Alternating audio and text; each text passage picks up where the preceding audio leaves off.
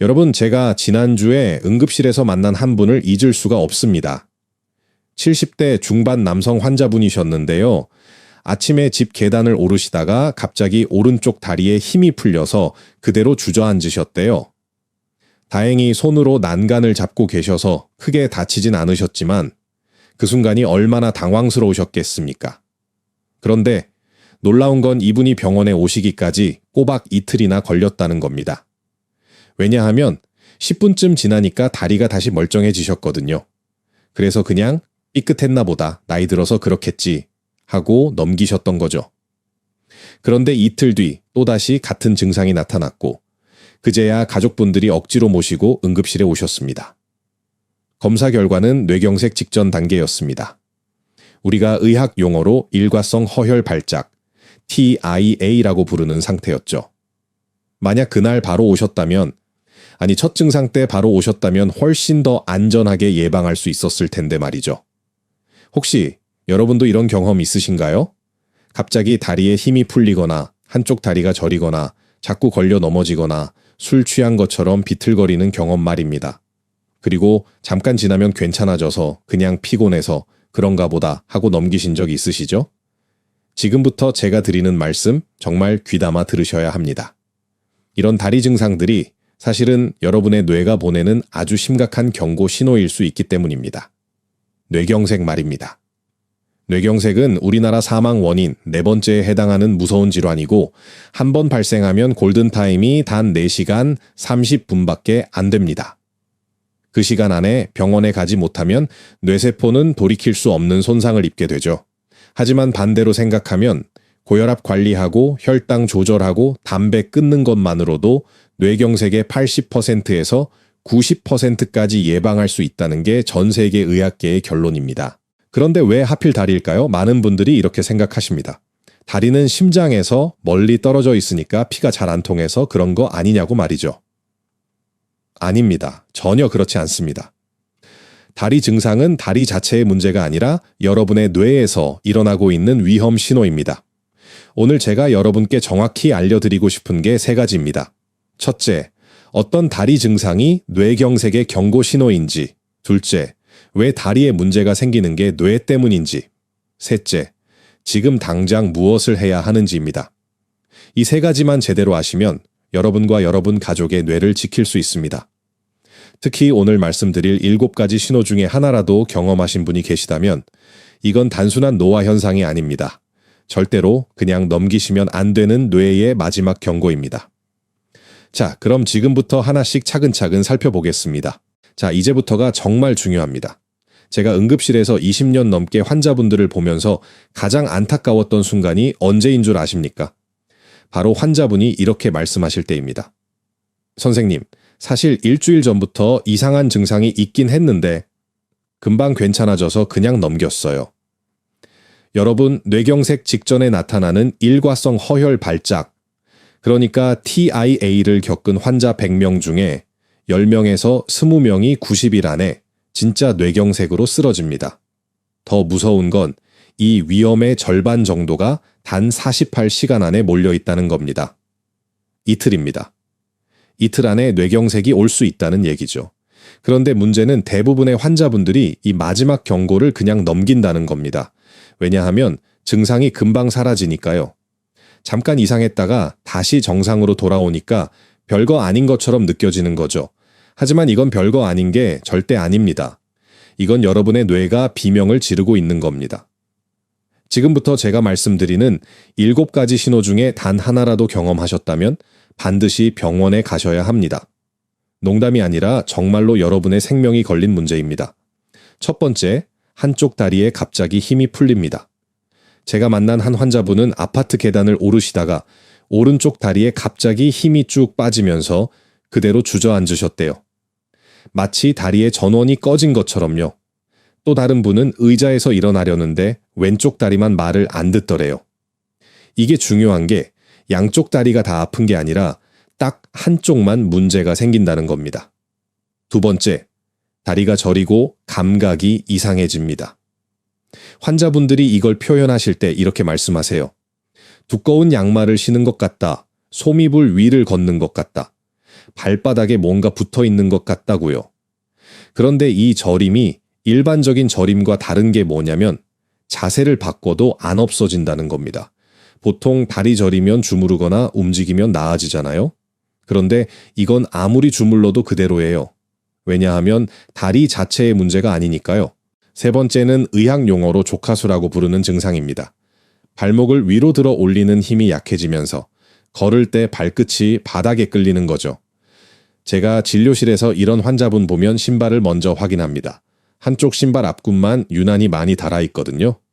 본인은 평소처럼 걷는다고 생각하시는데 사실 한쪽 발끝이 계속 바닥을 쓸고 다니는 겁니다. 네 번째, 자꾸 걸려 넘어집니다. 문턱도 아닌 평평한 바닥에서 아무것도 없는데 자꾸 발이 걸려요. 왜 이럴까요? 우리 뇌에는 눈을 감아도 내 발이 지금 어디에 있는지 아는 감각이 있습니다. 의학 용어로 고유수용성 감각이라고 하는데 이게 떨어지면 자기 발의 위치를 제대로 인식 못하는 거예요. 그러니까 작은 턱에도 발을 제대로 못 올리고 걸려 넘어지는 거죠. 다섯 번째는 의도하지 않은 다리 떨림입니다. 가만히 앉아 있는데 다리가 저절로 떨려요. 근육이 피곤해서 떨리는 것과는 완전히 다릅니다. 이건 뇌에서 보내는 운동 신호가 불안정해지면서 생기는 현상이에요. 마치 잘못된 전기 신호가 들어오는 것처럼 다리가 움찔움찔거리는 겁니다. 여섯 번째, 몸의 중심을 못 잡고 휘청거립니다. 다리 힘은 멀쩡한데 자꾸 한쪽으로 쏠려요. 마치 술 취한 사람처럼 비틀거리면서 걷게 됩니다. 복도를 걸을 때 자꾸 벽에 부딪히거나 걸을 때 한쪽 방향으로만 치우쳐요. 이건 균형을 담당하는 뇌 부위에 문제가 생긴 신호입니다. 그리고 마지막 일곱 번째가 가장 위험한 신호입니다. 바로 지금까지 말씀드린 첫 번째부터 여섯 번째까지의 증상이 몇 분에서 몇십 분 동안 나타났다가 완전히 정상으로 돌아오는 경우입니다. 이게 바로 TIA, 일과성 허혈 발작입니다. 많은 분들이 이렇게 생각하세요. 증상이 사라졌으니까 괜찮은 거 아니냐고요. 천만의 말씀입니다. 이건 괜찮아진 게 아니에요. 이건 폭풍 전야입니다. 본격적인 뇌경색이 오기 직전의 마지막 경고예요. 지금 당장은 뇌로 가는 혈액이 잠깐 막혔다가 다시 통했지만 곧 완전히 막힐 수 있다는 신호입니다. 제가 만난 환자분 중에 이런 분이 계셨어요. 저녁에 갑자기 오른쪽 다리에 힘이 풀렸는데 10분 만에 괜찮아지셨대요. 그래서 피곤해서 그런가 보다 하고 그냥 주무셨죠. 그런데 다음날 아침에 화장실 가시다가 쓰러지셨습니다. 이번엔 진짜 뇌경색이었어요. 만약 전날 저녁에 바로 응급실에 오셨다면 충분히 막을 수 있었을 텐데 말이죠. 여러분, 이 7가지 신호는 절대로 가볍게 넘기시면 안 됩니다. 나이 들어서 그런가 보다, 피곤해서 그런가 보다 하고 넘기는 순간 여러분의 뇌는 돌이킬 수 없는 손상을 입을 수 있습니다. 그럼 이제 궁금하시죠? 도대체 왜 다리 증상이 뇌 문제의 신호일까요? 다음에서 그 비밀을 정확히 밝혀드리겠습니다. 자, 그럼 이제 핵심 질문을 던져볼까요? 도대체 왜 다리일까요? 왜 하필 다리에 증상이 나타나는 걸까요? 제가 진료실에서 환자분들께 이 질문을 드리면 10명 중 9명이 이렇게 대답하십니다. 다리는 심장에서 멀리 떨어져 있으니까 피가 잘 안 통해서 그런 거 아니냐고요. 상식적으로 생각하면 그럴듯하게 들립니다. 심장에서 멀수록 혈액 공급이 약할 것 같잖아요. 그런데 말입니다. 이건 완전히 잘못된 생각입니다. 다리 증상은 다리 자체에 피가 안 가서 생기는 게 절대 아닙니다. 진짜 문제는 여러분의 뇌에 있어요. 정확히 말하면 뇌의 특정 부위에 혈액이 제대로 안 가고 있다는 신호입니다. 우리 몸의 모든 움직임과 감각은 뇌에서 통제합니다. 여러분이 지금 다리를 움직이고 싶다고 생각하면 그 신호가 뇌에서 출발해서 척수를 타고 내려가 다리 근육까지 전달되는 거예요. 반대로 발바닥이 뜨겁다거나 차갑다는 감각도 다리에서 출발해서 척수를 거쳐 뇌까지 올라가야 비로소 느껴지는 겁니다. 그런데 뇌의 어느 부분이 다리를 담당할까요? 바로 여기가 핵심입니다. 우리 뇌에는 전대뇌 동맥이라는 혈관이 있습니다. 의학 용어로 ACA라고 부르죠. 이 혈관이 담당하는 뇌 영역이 바로 다리의 운동과 감각을 조종하는 사령탑입니다. 그래서 이 전대뇌동맥에 문제가 생기면 어떻게 될까요? 팔은 멀쩡하고 얼굴도 괜찮고 말도 잘하는데 유독 다리만 마비되는 겁니다. 신체 반대편 다리만요. 왜 반대편이냐고요?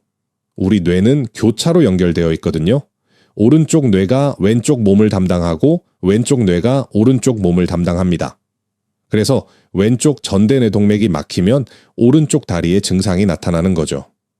이게 바로 제가 환자분들께 꼭 설명드리는 부분입니다.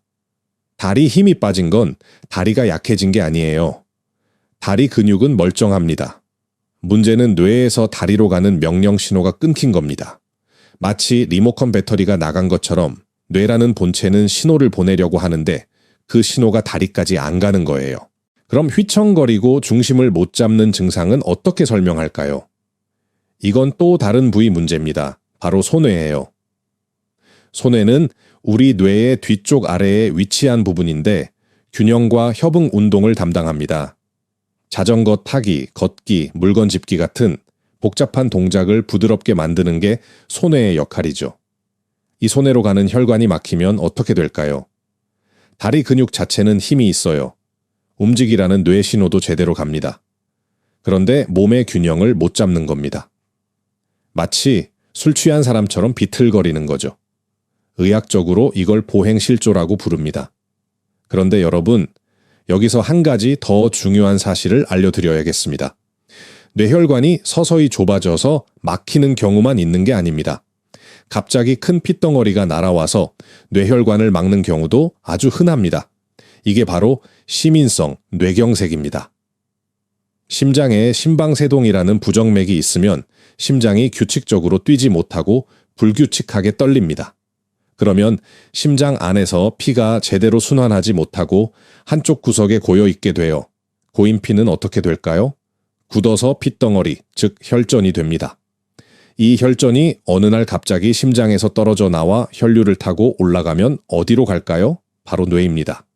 그리고 뇌혈관 중 어딘가에 딱 걸려서 혈관을 막아버리는 거죠. 이게 심방세동이 있는 사람의 뇌경색 위험이 5배나 높은 이유입니다. 그럼 이쯤에서 여러분이 이렇게 물어보실 수 있어요. 선생님, 그럼 다리 저리고 힘 빠지는 게 다 뇌경색인가요? 허리 디스크나 다리 혈관 문제는 아닐까요? 정말 좋은 질문입니다. 실제로 비슷한 증상을 보이는 다른 질환들이 있거든요. 하지만 구별하는 방법이 있습니다. 먼저 척추관 협착증을 생각해 볼까요? 이것도 다리가 저리고 힘이 빠집니다. 그런데 결정적 차이가 있어요. 척추관 협착증은 허리를 굽히거나 쪼그려 앉으면 증상이 좋아집니다. 왜냐하면 허리를 굽히면 좁아진 척추관이 조금 넓어지면서 신경 압박이 줄어들거든요. 반면 뇌경색 증상은 자세를 바꿔도 전혀 나아지지 않습니다. 말초동맥 질환은 어떨까요? 이건 다리로 가는 혈관 자체가 좁아진 병입니다. 특징적인 게 걸을 때 종아리가 터질 듯이 아파요. 그래서 걷다가 멈춰서 쉬어야 합니다. 쉬면 통증이 사라지죠. 의학 용어로 간헐적 파행이라고 합니다. 뇌경색은 이런 식으로 걷다 쉬다를 반복하지 않습니다. 자, 이제 이해가 되시죠? 다리 증상이 나타나는 건 다리가 약해서가 아닙니다. 심장에서 멀어서도 아니고요. 문제는 뇌입니다. 뇌의 특정 부위에 혈액이 제대로 안 가고 있다는 신호예요. 그럼 이제 가장 중요한 질문이 남았습니다. 우리가 지금 당장 뭘 해야 할까요? 자, 이제부터가 정말 중요합니다. 지금까지는 문제를 아는 것이었다면 지금부터는 행동입니다. 제가 여러분께 드리는 실천법은 딱 3단계입니다. 복잡하지 않아요. 누구나 할 수 있습니다. 첫 번째 단계, 집에서 지금 바로 해보세요. 첫 번째 자가 진단법입니다. 의자에 앉으세요. 그리고 팔짱을 낍니다. 이제 한쪽 다리로만 일어서 보세요. 왼쪽 다리로 일어섰다가 앉고, 오른쪽 다리로 일어섰다가 앉고, 둘 다 해보는 겁니다. 어떤가요? 양쪽이 똑같이 힘들거나 똑같이 수월하면 괜찮습니다. 그런데 만약 한쪽은 쉽게 일어서지는데 다른 한쪽은 휘청거리거나 일어서기가 어렵다면 이건 신호입니다. 양쪽 다리 근력에 차이가 있다는 뜻이거든요. 두 번째 자가 진단법입니다. 눈을 감고 제자리에 서보세요. 발을 어깨 너비로 벌리고 팔은 편하게 옆구리에 붙이고 눈을 감습니다. 그 상태로 30초만 버텨보세요. 몸이 흔들리나요? 한쪽으로 자꾸 기울어지나요? 중심을 잡기 위해 발을 자꾸 옮기게 되나요? 정상이라면 눈을 감아도 30초 정도는 충분히 버틸 수 있어야 합니다.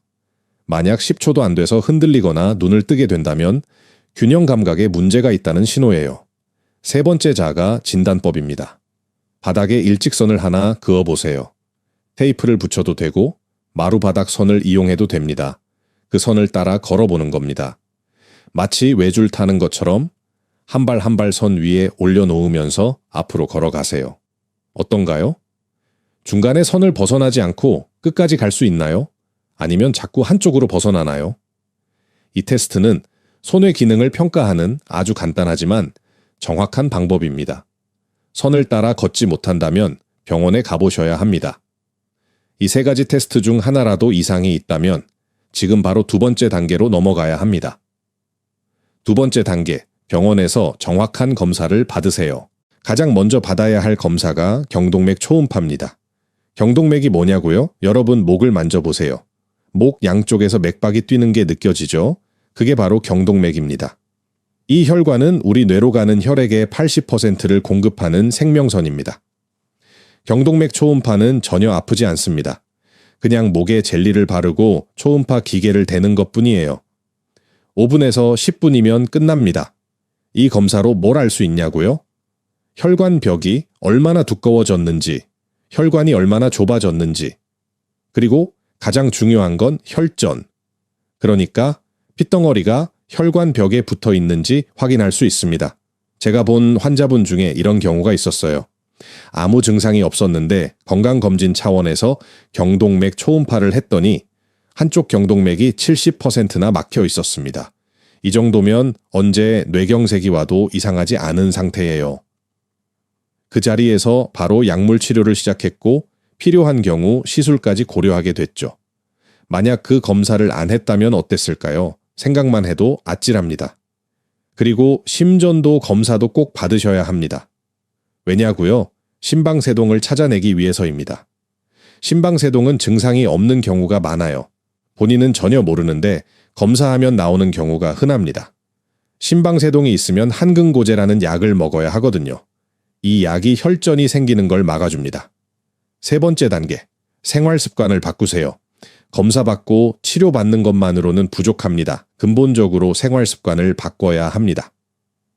제가 수십 년간 환자분들을 봐온 경험으로 말씀드리면 약보다 더 중요한 게 생활습관입니다. 첫째, 혈압입니다. 목표는 130에 80 미만입니다. 이상적으로는 120에 80이 가장 좋고요. 집에 혈압계 하나 장만하세요. 아침에 일어나서 한 번, 저녁 자기 전에 한 번, 하루에 2번만 재면 됩니다. 혈압이 140에 90을 넘어가면 바로 병원에 가셔야 합니다. 둘째, 혈당입니다. 공복 혈당은 100 미만으로 유지하세요. 식사 후 2시간 혈당은 140 미만이 목표입니다. 당뇨가 있으면 뇌경색 위험이 2배에서 3배로 뛰거든요. 단 음식, 흰 쌀밥, 빵, 면 같은 거 줄이셔야 합니다. 셋째, 콜레스테롤입니다. 특히 나쁜 콜레스테롤, LDL 콜레스테롤을 관리해야 해요. 이게 높으면 혈관벽에 기름때가 쌓입니다. 기름진 고기, 튀긴 음식, 가공식품 이런 거 줄이세요. 넷째, 운동입니다. 하루 30분 빠르게 걷기. 이것만 지켜도 뇌경색 위험이 확 떨어집니다. 빠르게 걷는다는 건 옆 사람과 대화하기 약간 힘들 정도의 속도예요. 숨이 차오르고 땀이 살짝 날 정도로 걸으세요. 일주일에 닷새, 하루 30분이면 됩니다. 다섯째, 담배는 반드시 끊으세요. 담배 한 개비가 혈관을 얼마나 망가뜨리는지 아십니까? 담배를 피우면 혈관이 수축되고 혈액이 끈적해지면서 뇌경색 위험이 2배로 뜁니다. 끊는 순간부터 위험이 줄어들기 시작합니다. 여섯째, 술은 적당히 마시세요. 하루 한두 잔 정도는 괜찮지만 과음은 절대 안 됩니다. 특히 혈압이 높은 분들은 술을 더 조심하셔야 해요. 여러분, 이 3단계가 전부입니다. 집에서 자가 진단하고 병원에서 정확한 검사 받고 생활습관 바꾸기. 이것만 하시면 됩니다. 복잡하지 않죠? 그런데 이 간단한 것들이 여러분의 뇌를 지킵니다. 여러분, 오늘 제가 드린 말씀을 딱 3문장으로 정리하겠습니다. 첫째, 다리 증상은 다리 문제가 아니라 뇌가 보내는 경고입니다. 둘째, 증상이 사라졌다고 괜찮은 게 아니라 그게 바로 골든타임입니다. 셋째, 예방은 내일이 아니라 오늘부터 시작해야 합니다. 이 3가지만 기억하세요. 이것만 기억하셔도 충분합니다. 제가 의사 생활을 하면서 가장 가슴 아픈 순간이 언제인 줄 아십니까? 환자분이 응급실에 실려왔을 때 제가 이렇게 여쭈어봅니다. 혹시 며칠 전부터 이상한 증상 없으셨어요? 그러면 환자분이나 보호자분들이 고개를 끄덕이세요. 사실 며칠 전부터 다리에 힘이 빠지긴 했는데 금방 괜찮아져서 그냥 넘겼다고요. 그 순간이 가장 안타까워요. 만약 그때 바로 오셨다면, 만약 그 신호를 무시하지 않으셨다면 지금 이 상황을 충분히 막을 수 있었을 텐데 그런 생각이 듭니다. 여러분, 저는 여러분을 겁주려고 오늘 이 말씀을 드린 게 아닙니다. 오히려 희망을 드리고 싶어서 이 자리에 섰습니다. 왜냐하면 뇌경색은 충분히 예방할 수 있는 질환이거든요. 미리만 알면, 미리만 대비하면 여러분의 소중한 뇌를 지킬 수 있습니다. 제가 진료실에서 만난 한 환자분 이야기를 하나만 더 들려드리고 싶습니다. 60대 후반 여성분이셨는데 어느 날 갑자기 왼쪽 다리에 힘이 풀리는 경험을 하셨어요. 10분 만에 괜찮아지셨지만 이분은 달랐습니다. 바로 다음 날 병원에 오셨어요. 검사 결과 경동맥이 많이 좁아져 있었고 심방세동도 있었습니다. 그 자리에서 약물 치료를 시작했고 생활 습관도 적극적으로 바꾸셨죠. 그게 벌써 5년 전 일입니다. 지금 그분은 건강하게 잘 지내고 계세요. 3달에 한 번씩 진료실에서 뵙는데 늘 이렇게 말씀하세요. 선생님, 그때 바로 와서 정말 다행이에요. 맞습니다. 그때 바로 온 게 그분의 뇌를 살렸습니다. 여러분도 할 수 있습니다. 아니, 반드시 하셔야 합니다. 오늘 집에 돌아가시면 가족들과 함께 이 이야기를 나눠보세요. 아들, 딸, 손주들한테도 얘기해 주세요. 할머니, 할아버지가 갑자기 다리에 힘이 풀린다거나 휘청거린다거나 자꾸 넘어지시면 그냥 넘기지 말고 바로 병원에 모시고 가라고요. 그리고 오늘 제가 알려드린 3가지 자가 진단법 꼭 해보세요. 한쪽 다리로 일어서기, 눈 감고 제자리 서기, 일직선 걷기. 이거 하는데 5분도 안 걸립니다. 지금 당장 해보세요. 이상이 있으면 내일 바로 병원 예약하시고요. 혈압계 없으신 분들 하나 장만하세요. 요즘은 3만 원, 4만 원이면 좋은 거 살 수 있어요. 매일 아침 저녁으로 혈압 재는 습관. 이것만으로도 뇌경색 위험을 크게 줄일 수 있습니다. 담배 피우시는 분들, 오늘이 끊을 마지막 기회라고 생각하세요. 내일부터가 아니라 오늘부터입니다. 지금 당장 담배를 버리세요.